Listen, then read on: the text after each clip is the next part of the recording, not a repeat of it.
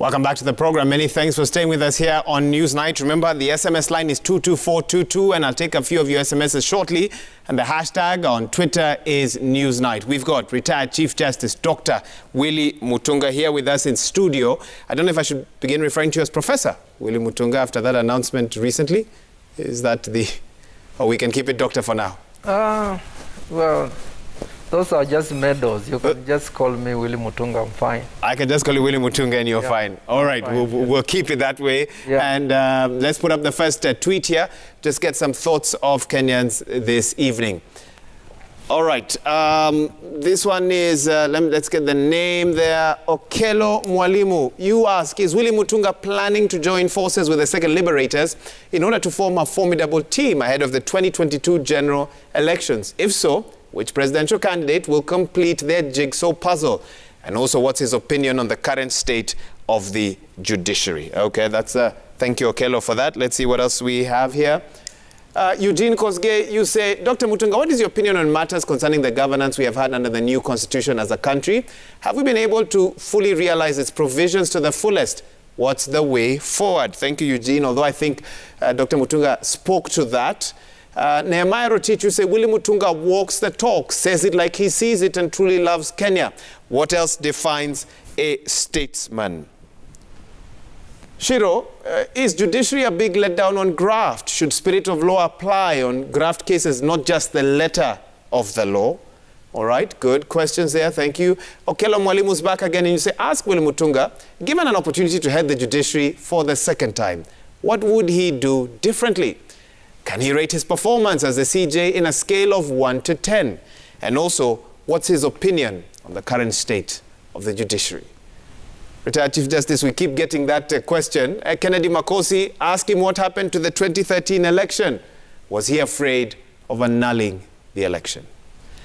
Let's start with Kennedy's question there, Retired Chief Justice. 2013 is one that keeps coming up. I watched a few of your other interviews and they ask the same question as well. Now, with hindsight, they say hindsight is 2020. How do you respond to Kennedy Makosi on that question? What is Kennedy Makosi's question on 2013? Was there a fear element to annulling the election? Never been done before. Well, you know, the 2013 petition for me has been discussed, you know, by scholars. We gave the decision to universities because in this country there is no verdict from the Supreme Court that will be acceptable to everybody in this country, because when you have politics of division, okay, like in that case, I remember very well that Jubilee thought I was going to rule in favor of then it was CORD. Yes, CORD coalition. Yeah, and they said there was a woman even who came to court to say that I was friend of Raila, and I wouldn't be, you know, I wouldn't be impartial. Okay, the ODM or the CORD people, the CORD coalition did not respond to that at all. So we decide in favor of you know, Jubilee, and the jubilants give me a standing ovation when I go to sign their president. Jubilants, supporters of Jubilee. Yeah, there were about 60,000 of them. When I got there and I was announced, there was a deafening, you know, whatever, you know, acclamation. This was at Kasarani? Yes. Yes. Yes, okay. If I had been to Kisumu, I would have been stoned. I would have been stoned. If I was in Ukambani, even in Kitui, where I come from, I would have been stoned, because the Kambas were in court. You know, they expected me, you know, to decide in their favor. And that's a problem. Even if Solomon came to this country to hear a petition, he will be stoned out of town. This king, the biblical King Solomon. Yes, yes, yes. There is no Solomonic wisdom when it comes to presidential elections. I'm talking about whether people will ever, accept the, the verdict, of the Supreme Court. And you know what happened when the 2017 petition was heard. People forget that the Judiciary Training Institute had done a lot of work, on elections. Even now, Judge Ibrahim, I think is the chair of the Judiciary Elections Committee. So they do a lot of work, they build jurisprudence, and obviously the Supreme Court in 2017, in terms of development of the jurisprudence and so forth, they were obviously better than us, in 2013. You feel the court had more to work with? Is that your? Yeah, I mean, in terms of development of the of jurisprudence, we made certain mistakes in 2013, which we are not going to discuss. The way we delivered the decision, I was going to ask you that. Because people want to wait and you kind of read. We didn't have time to write, so we just read the decision. Which is law, it's okay, you can do it and give the reasons later, as they did in 2017 as well. But a lot of people who are asking questions now, they forget we were 6 of us.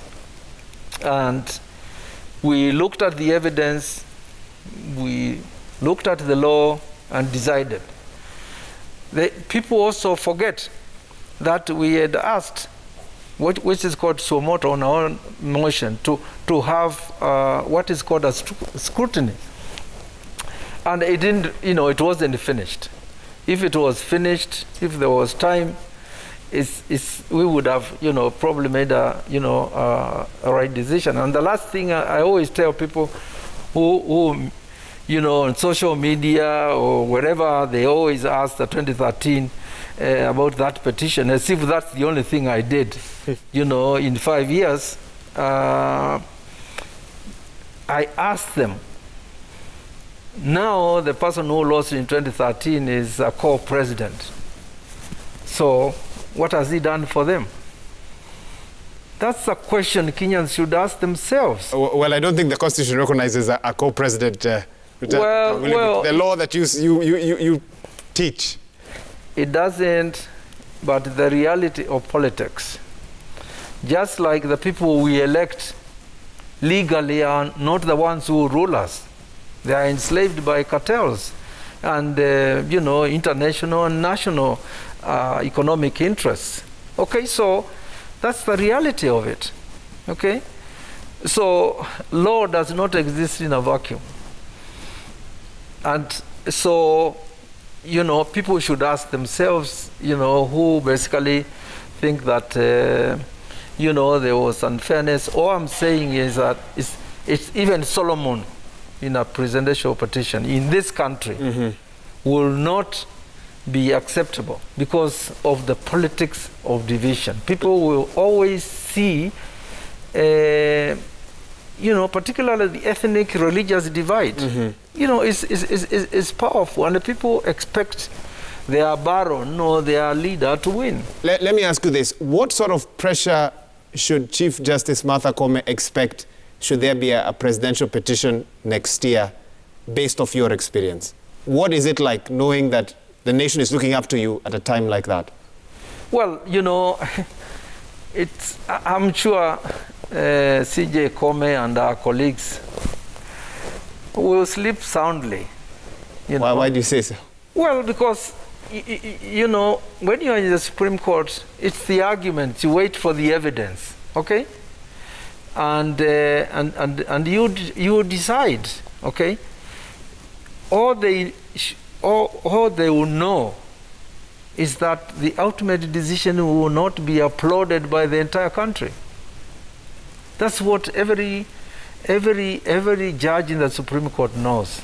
He knows you decide to the best of your ability. There will be one group in the country that vilifies you and another group that glorifies you. Okay, that's the nature of politics. It's the nature of politics. And I guess in 2013, my fear, personal fear, I don't know about the other judges, was because I knew about these divisions, right? So I slept soundly when Raila, as a great statesman then, said he accepted the decision, although he didn't agree with it. He didn't agree with it. If he had said what he said in 2007, maybe they would have hanged us in Uhuru Park. You never know with the politicians. So maybe judges who have fear. I genuinely had that fear that is the opposition going to accept our decision. Do you think the judiciary has come to a place where it can ward off external interference? For example, in that 2013 matter, did you ever feel that there was an attempt of external interference, phone calls, messages? I didn't get any, I didn't get any call. I wasn't influenced in any way. None of my colleagues said that, they are being approached, okay? So sometimes, I'm sure in some cases, and we have seen some cases where judges are approached, but I think it will be, it's not true that, in a lot of these petitions, particularly the presidential one, there will be, approaches. And I think if judges are approached, unless they tell the Chief Justice or they tell the other colleagues, it's very, very difficult to know, because you wait for the evidence, and don't forget that they have law clerks, people who help them research issues during those 14 days, okay? So it's collective intellect, a lot of work being done. But I think the focus is eyes on the prize. Are you complying with the Constitution? Are you complying with the law? What does the evidence tell you? And that's it. When they decide, the majority, in the case of 2017, 4 people, basically said the election ought to be nullified. 2 descended. In 2013, it was unanimous. So that's how it works. I want to fast forward and bring you to the present. And the big elephant in the room, you've alluded to it, is corruption in this country. Before taking over office recently, Chief Justice Martha Koome described the judiciary as the parking lot of corruption, something to that extent. President Uhuru Kenyatta has described the judiciary as the weak link in the fight against corruption. DPP Haji has described the courts as the weakest point in the fight against corruption. DCI Kinoti has had similar views. Would you this evening join that same characterization of the judiciary as the weakest link in the fight against corruption? No. You disagree? There is in the judiciary an institution called the National Council for the Administration of Justice. It's chaired by the Chief Justice. And in that council, you have the Attorney General, you have the ODPP, you have the IG, DCI. You even have representation from the private sector and civil society groups. So it's a very, very, very, very, very important institution. And I remember during our time, we discussed the issue of corruption and the fact that investigations, prosecution, and the judiciary, right? Those are the links. That's the chain that is supposed to perform in the national interest, all right? But from what you have read, you will find that Kinoti says judiciary is the link, okay? ODPP might say something. The judiciary will basically say, as Chief Justice Maraga said, you give us evidence that is tainted legally, we can't convict, right? The NCAJ was talking about a seamless functioning of the 3 organs, so that there are no blame games, okay? And I mean, what does it say about a prosecutor? If I wanted to talk about Kinoti with the case of NYS, why was it taken? Why did he charge 36 people? Only later to know that some were innocent, some should have been government witnesses, and so forth. Why is it that in DCI's office there are no lawyers who can help them, look at the evidence and so forth? So if we are serious about national interest, okay, we are not going to have those blame games, because those blame games are justifications for corruption. Fair point that you make, but again, and I'll refer you to that wide-ranging interview that you had in June this year. You were quoted as saying in that interview that judges face all manners of pressure. It's a very lonely place where a judge has to find out whether his or her spouse is talking to politicians, making promises to them. So a judge believes they're incorruptible, only to discover later on that they are gatekeepers who are getting, because their relatives are getting money from people, politicians, with a promise that their decisions would be handed in their favor. Please clarify. I was saying that traditionally, when people talk about independence of the judiciary, they focus on the executive, they focus on parliament, they focus on corporate interests. Okay? I was saying that traditional description of the independence of the judiciary needs to be revealed. Okay? Because people can be influenced by civil society organizations, okay, and it happens. People, judges who are incorruptible can get into trouble because of their ethnic community, because of their religion, and I was also talking about families and the relatives. So a judge wakes up one morning and finds out what? That the husband or wife took money, made a promise to someone for a favorable... He probably discovers after investigations and so forth. But it's possible when you have a country run by cartels. I knew that could happen. Are there cartels in the judiciary? There are cartels in the judiciary. And the traffic, cartels comprise the police, the prosecutors and the judiciary. And we try to deal with that.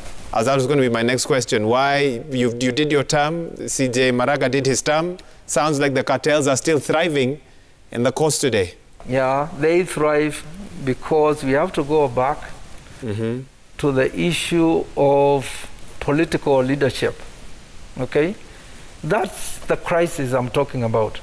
If you have a leadership that supports the Constitution, for example, the judiciary won't have a problem. Okay, but what we see is they make decisions, the orders are violated. Okay, take one example. What has happened to Miguna?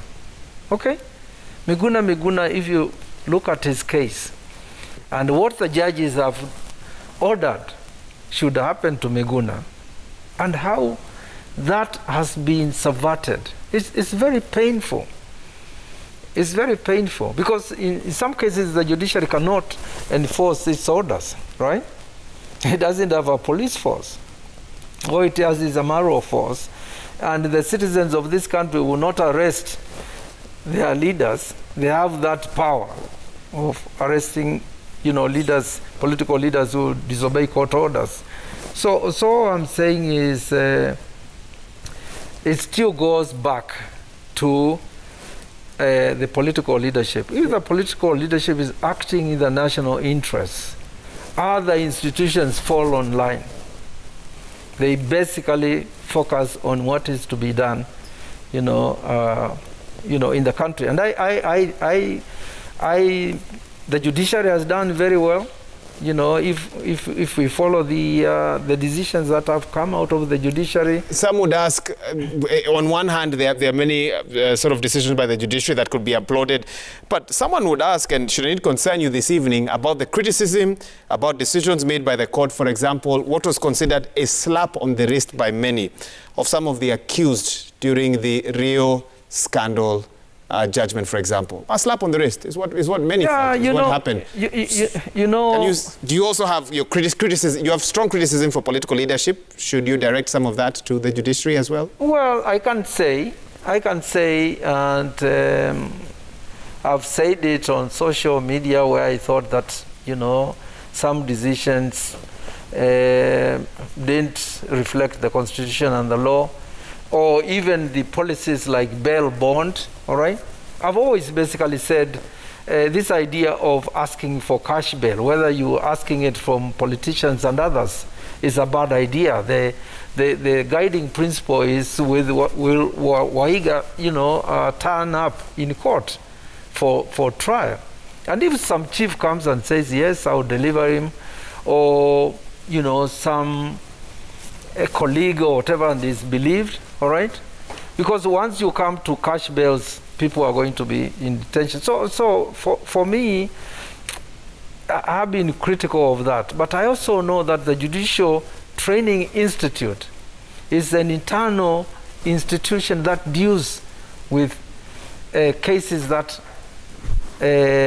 create those kind of problems. Mm-hmm. They internally deal with those cases, and that's why you have found that some decisions are taken by magistrates and the High Court revises them. Okay? So it's not that the judiciary is, you know, beyond criticism. The judiciary is criticized robustly by the academia for decisions that they make, and not just the scholars in Kenya, the scholars outside Kenya. Mm-hmm. Because our constitution is a transformative constitution. And we do see some of their tweets as well, retired Chief Justice. I do need to take another short break, come back and wrap up the interview with you. But before that, a viewer did ask, if you were given a second shot, would you take it?